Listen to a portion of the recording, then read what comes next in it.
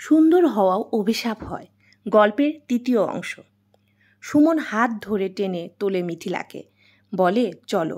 মিথিলা যাওয়ার আগে একবার ঝুমুর কাছে যায়, তারপর ঠাস করে ঝুমুর গালে চল লাগিয়ে দেয়। তোর মতো হিংসুটে মেয়ে আমি জীবনেও দেখিনি। মেয়র সাহেব এর এমন অবস্থা করবেন যাতে জীবনে কাউকে হিংসা না করতে পারে। সুমন গাড়ির দরজা খুলে দেয়। মিথিলা গাড়িতে উঠে বসে। সুমন মিথিলার পাশে বসে, আর ওদের পেছনের সিটে মালা ও হাসিব বসে। গাড়ি চালানোর আগে সুমন মিথিলার হাতটি ধরে, ওর হাতটিতে মুখের কাছে নিয়ে গিয়ে একটু চুমুট খায়।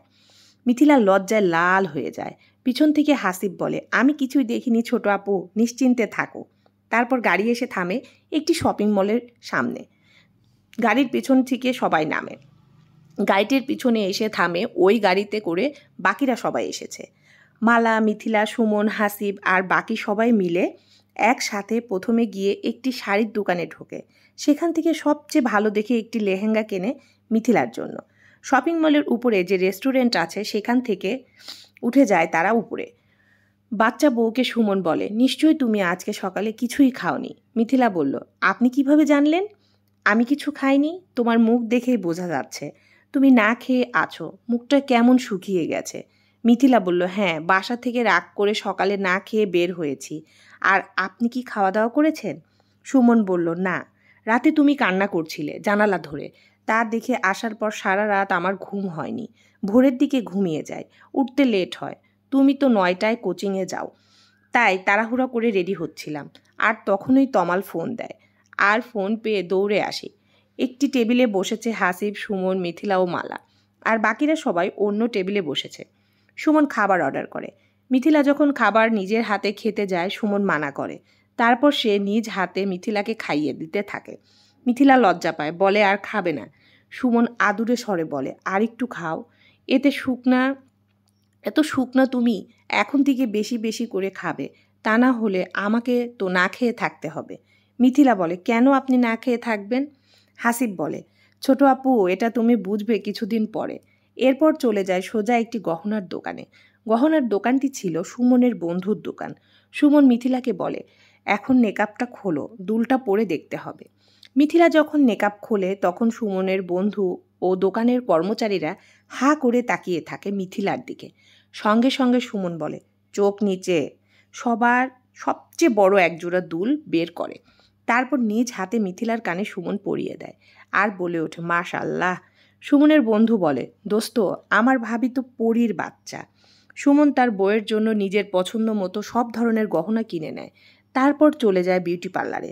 পার্লারের মধ্যে গিয়ে পার্লার মালিককে বলে ডেকে বের করে, আর বলে, সুন্দর করে সাজিয়ে দিবেন আমার বউকে। শহরের মেয়রকে দেখে একটু ঘাবড়ে যায় পার্লার মালিক। মহিলাটি বলে, জি স্যার, অবশ্যই। মিথিলা ও মালাকে পাঠিয়ে দিয়ে বাইরে তমাল ও আরও 2টি ছেলেকে পাহারায় বসিয়ে রেখে সুমন ও হাসিব চলে যায় নিজেদের কাজে। বাড়িতে ফোন করে মাকে বলে, আজকে তোমার বৌমাকে নিয়ে বাড়ি আসছি। সুমনের মা খুশি হয়ে বলে, বাবা, আমি সবাইকে এক্ষুনি আমাদের বাড়িতে আসতে বলবো। আমার বাড়ির বড় বউ আসছে। সুমনরা 4 ভাই।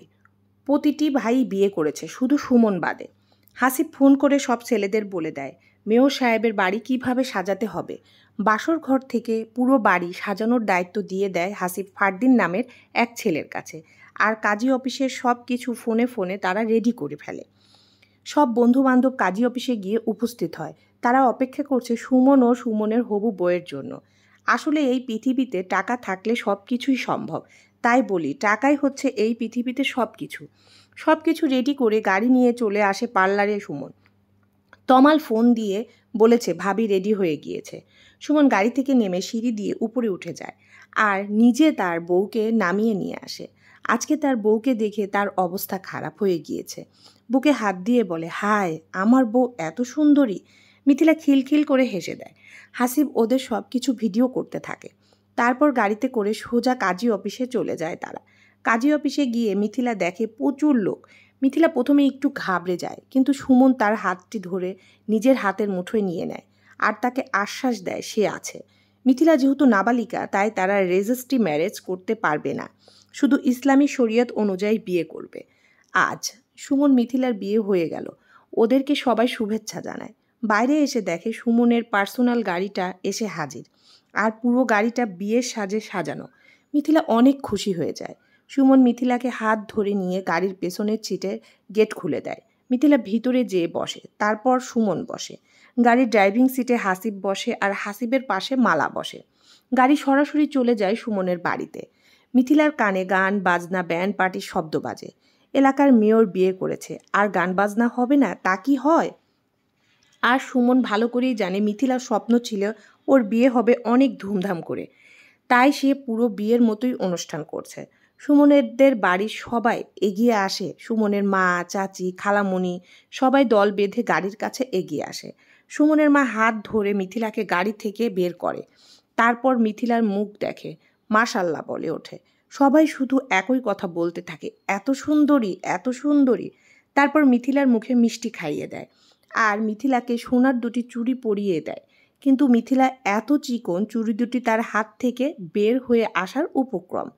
মিথিলার পাশে এসে সুমন দাঁড়ায়, তারপর হাত ধরে মিথিলাকে বাসার মধ্যে নেয়।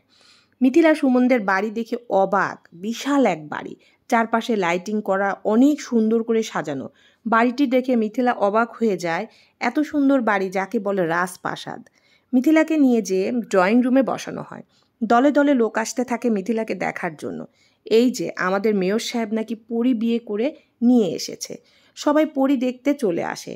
সুমন বুঝতে পারে মিথিলার খারাপ লাগছে। সুমন তার মাকে গিয়ে বলে, বউ দেখা দেখি আবার পরে হবে, এখন সে তার বউকে নিয়ে ঘরে যাবে। সুমন মিথিলাকে নিয়ে তার ঘরের দিকে রওনা হয়। সুমনের ঘর দোতলায়। সুমনদের বাড়িটি ডুপ্লেক্স। সুমনের ঘর দোতলায় হওয়াতে ওরা সিঁড়ি দিয়ে দোতলায় উঠে যায়। পুরো সিঁড়ি গোলাপের পাপড়ি ছিটানো। সিঁড়ি থেকে সুমনের ঘর অবধি পর্যন্ত গোলাপের পাপড়ি ছিটানো। সুমনের চাচাতো ভাই বোনেরা সবাই মিলে দরজা ধরে। ঘরে যেতে গেলে টাকা দিতে হবে, এটাই নিয়ম। সুমন ভাই বোনদের সঙ্গে কোনো কথা না বলে সঙ্গে সঙ্গে দুটি 50,000 টাকার বান্ডিল বের করে দেয়। ভাই বোনেরা খুশি হয়ে দরজা ছেড়ে দেয়, আর মিথিলাকে দিয়ে দরজার ফিতা কাটায়। তারপর সুমন তার বউকে নিয়ে নিজের ঘরে প্রবেশ করে। সুমনের ঘরে গিয়ে মিথিলার মনে হচ্ছে আকাশ থেকে পড়ে। এটা ঘর নাকি অন্য কিছু? সুমনের একটা ঘরই মনে হয় মিথিলাদের পুরো বাড়ির সমান। সুমন মিথিলাকে নিয়ে যেয়ে খাটে বসিয়ে দেয়। খাটটা খুব সুন্দর করে সাজানো হয়েছে। সুমন মিথিলাকে বলে, খারাপ লাগছে? মিথিলা মাথা ঝাঁকিয়ে না বলে। তারপর সুমন যেয়ে দরজা লাগিয়ে আসে। সুমন কাছে এসে মিথিলার গাল দুটো নিজের দু হাতে ভরে নেয়। তার মনের সুপ্ত বাসনা এখন বারবার হানা দিচ্ছে। সেই কাজটি সে করে নেয়। সুমনের হাতের বুড়ো আঙ্গুল দিয়ে মিথিলার ঠোঁটের লিপস্টিক মুছে দেয়। তারপর খুব যত্ন সহকারে বউকে প্রথম ভালোবাসার প্রথম আদর দেয়। মিথিলা দু হাতে লজ্জায় মুখ ঢাকে। সুমন মিথিলার লজ্জা মাখা মুখ দেখে খুশিতে আত্মহারা হয়ে যায়। মিথিলাকে তার কোলে বসিয়ে মিথিলার সাথে আদুরে গলায় কথা বলতে থাকে। তুমি আমার প্রথম ভালোবাসা। আমার অনেক বয়স হয়েছে, কিন্তু জীবনে কোনো দিন কোনো মেয়েকেই কাছে ঘেঁষতে দিইনি। শুধু নিজের কেরিয়ার আর টাকার পিছনেই ছুটেছি। আর যা কিছু দেখছো সব কিছুই আমি নিজেই করেছি। জীবনে অনেক কিছু করেছিলাম। সবাই বলতো এতগুলো কে খাবে, আমার বাচ্চা কাচ্চা নেই। প্রথম যেদিন তোমাকে তোমার বাড়িতে দেখি সেদিনই আমার দুনিয়া থমকে যায়। আমি তো ভয় পেতাম আমি তোমার থেকে অনেক বড়। যদি তুমি আমাকে না পছন্দ করো, তোমাদের মতো কম বয়সী মেয়েরা কম বয়সী ছেলেদের পছন্দ করে। তারপরও এই অবুঝ মন বুঝতো না। সারাক্ষণ শুধু তোমাকেই দেখতে চায়। তো তোমার বাবা মাকে বলতে ভয় পেতাম। আমি জানি তারা কখনোই রাজি হতো না। তোমার আমার বয়সের অনেক ব্যবধান। তবে একথা সত্যি, ধৈর্য ধরলে তার পুরস্কার আল্লাহ নিজ হাতে দেন। আল্লাহ তোমাকে আমার কপালে লিখে রেখেছিল। আমি সত্যিই কোনো পুণ্যের কাজ করেছিলাম। এই জন্যই আমি তোমাকে পেয়েছি। কথা দাও কোনো দিন আমাকে ছেড়ে যাবে না। যে কোনো পরিস্থিতিতেই হার মানব না আমরা। আর তুমি পড়াশোনা করতে চাও, যত দূর পড়তে চাও আমি তত দূর তোমাকে পড়াবো। তুমি শুধু সারা জীবন আমাকে এইভাবেই ভালোবাসবে। সুমনের কথায় মিথিলা দুই হাতে সুমনের গলা জড়িয়ে ধরে। সুমনের গলার মধ্যে মুখ রেখে ফুপিয়ে কেঁদে ওঠে আর বলতে থাকে, আমি জানি আমি ছোট, আমি কখনো আপনাকে শারীরিক সুখ দিতে পারবো না, তাই বলে কখনো আমাকে ছেড়ে চলে যাবেন না। সুমন অবাক হয় মিথিলার কথায়। সে মিথিলাকে সামনে এনে বলে, কে বলল এ কথা? আমি জানি আপনাকে যখন হাসিব ভাই বলছিল আমি সব শুনেছি। আপনি তাকে বলছিলেন আমি আপনাকে শারীরিক সুখ না দিতে পারলেও আপনি আমাকেই ভালোবেসে যাবেন। বিশ্বাস করুন আমি আমার সর্বোচ্চ দিয়ে চেষ্টা করব আপনাকে সবসময় ভালো রাখার। সুমন জড়িয়ে ধরে বলে, পাগলি মেয়ে, কে বলেছে তোমার কাছে আমি শুধু শারীরিক সুখ চাই? তুমি আমাকে ভালোবাসি এই কে বলল? এসব দেখার দরকার নেই আমার। আমার বউ শুকনা পাতলা শরীর, ছোট্ট একটি মানুষ। তাই তো তাকে বড় না করা পর্যন্ত ততদিন আমি ধৈর্য ধরব। তোমার কাছে এখনোই আমি স্বামীর অধিকার চাইব না। মিথিলা চিল্লাই বলে, না সেটা হবে না, আমি চাই তো। সুমন মিথিলার দিকে তাকিয়ে বলে, কি? মিথিলা যখন বুঝতে পারে সে কি বলে ফেলেছে, সে আবার লজ্জায় সুমনের বুকে মুখ লোকায়। সুমন জোরে জোরে হা হা করে হেসে দেয়। তারপর মিথিলার কানের কাছে ফিস ফিস করে বলে, আমাকে সামলাতে পারবে তো? আজ কিন্তু তোমাকে পাগল বানিয়ে দেব। ঠিক তখনই ওদের ঘরের দরজায় কেউ নক করে। সুমন বলে, কে? ওপাশ থেকে একজন বলে, ভাইয়া, ভাবিকে সবাই দেখতে এসেছে, নিচে আসতে হবে। সুমন বলে, আধা ঘন্টা পরে আসছি, যা সবাইকে বলে দে। মিথিলা বলে, এখন ওই লেহেঙ্গা পরে আমি কি করব? সুমন বলে, চিন্তার কিছুই নেই, তোমার হাজব্যান্ড আছে না? তারপর মিথিলাকে এক করে গায়ের সব গহনা খুলতে থাকে। সুমন মিথিলাকে গহনাগুলো খুলতে হেল্প করে। তারপর সুমন একটি লাল খয়েরি জামদানি শাড়ি বের করে দেয়। মিথিলা বলে, এটা?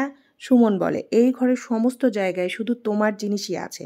গত বছর যখন তোমায় প্রথম দেখি সেদিন থেকেই কেনা শুরু করি আমার ছোট্ট বাচ্চা বউয়ের জন্য সব কিছু। এই ঘরের প্রতিটি জিনিস তোমার, এখানে তুমি তোমার সব কিছুই পাবে। মিথিলা সুন্দর করে শাড়ি পরে নেয়। সে আগে মাঝে মাঝে শাড়ি পরতো, তাই শাড়িটা সে ভালোই পরতে পারে। সুমন কুচি ধরে মিথিলার কুচিগুলো ঠিক করে দেয়, আর যে গহনা কিনেছিল সেগুলো বের করে দেয় পরার জন্য। মিথিলা ঠোঁটে গাঢ় লিপস্টিক, কপালে কালো টিপ, মাথার কাপড় দিয়ে তারপর সুমনকে প্রশ্ন করে, আমাকে কেমন লাগছে? সুমন অবাক নয়নে তাকিয়ে থেকে বলে, আসমান থেকে নেমে আসা কোনো পরী। মিথিলা খুব খুশি হয়ে যায়। তারপর তারা দুজনে মিলে নিচে নেমে নিচতলায় এসে যায়। যে দেখে ঘর ভর্তি মেহমান, তাদের দুজনকে পাশাপাশি একটি সোফায় বসানো হয়। যে দেখছে সেই মিথিলার রূপের প্রশংসা করছে। মিথিলার শাশুড়ি মা কাছে এসে মিথিলাকে বদনজর থেকে বাঁচার জন্য শুকনা মরিচ মাথা থেকে পা পর্যন্ত ঘুরিয়ে নিলেন আর বললেন, কারো নজর যেন না লাগে তার বৌমার দিকে। বাড়িতে বিশাল আয়োজন চলছে। যেহেতু নতুন বউ এসেছে, আত্মীয় স্বজন দিয়ে পুরো বাড়ি ভরা। সবাই একই কথা বলছে যে আমাদের ছেলের কপালে খুবই ভালো, এত সুন্দর একটা পরীর বাচ্চা সে বিয়ে করে এনেছে। তাদের বাচ্চা কাচ্চা নিশ্চয়ই এই রকমই সুন্দর হবে, কারণ সুমন দেখতে অনেক সুন্দর, ধবধবে ফর্সা, চাপ দাড়ি, প্রায় 6 ফিটের মতো লম্বা, জিম করা ফিটফাট বডি। শুধু বয়সটাই একটু বেশি হয়েছে। তবুও তাকে দেখে বোঝাই যাবে না যে তার বয়স 35 বছর। দেখে মনে হয় 28 বছরের কোনো যুবক। আর তার বউ তো একটি ডানা কাটা পরী। সুমন তমালকে এসে বলল, তোর ভাবির বাড়িতে খবর পাঠানো হয়েছে?